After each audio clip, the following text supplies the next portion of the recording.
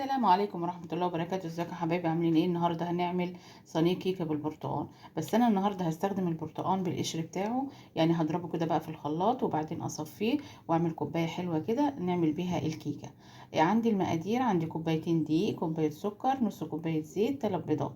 اول حاجة انا هعصر كده البرتقال الاول، وبعدين اضرب الزيت والسكر والبيض. انا هنا بقى ضربت كده البرتقانتين في قلب الخلاط وعصرتهم اهمت.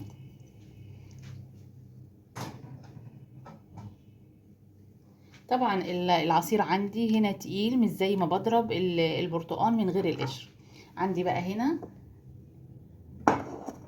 كوبايتين دقيق حطيت عليهم بودر. عندي هنا الخليط اللي ضربته في الخلاط، 3 بيضات مع كوباية سكر مع نص كوباية زيت. هحط عليهم كده البرتقال.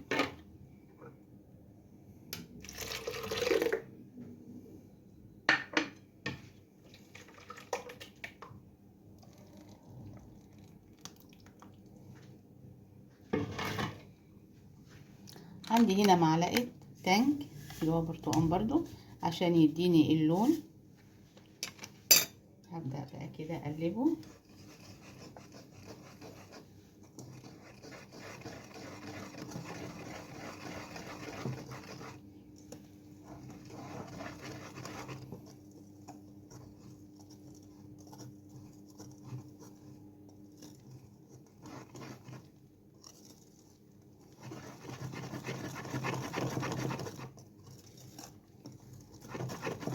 نجيب كده من تحت لفوق.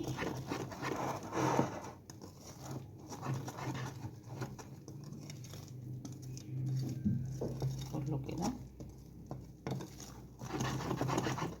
احط كمان شوية برتقال عصير.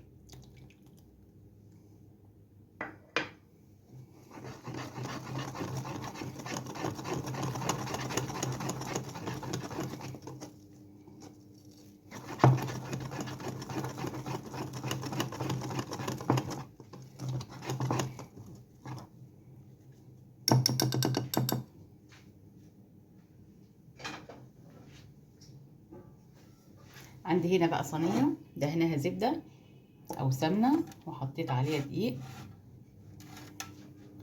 هبدأ احط كده الكيكة بتاعتي.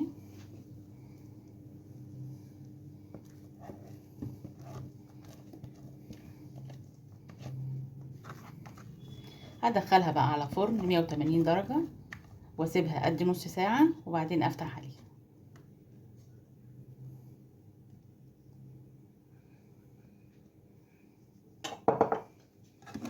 هبدأ كده املى الصينية ههزها عشان اطلع الهواء.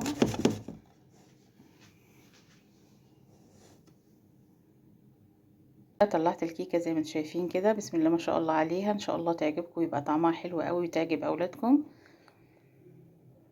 جربيها كده بالبرتقانة كلها بحالها من غير ما تقشريها.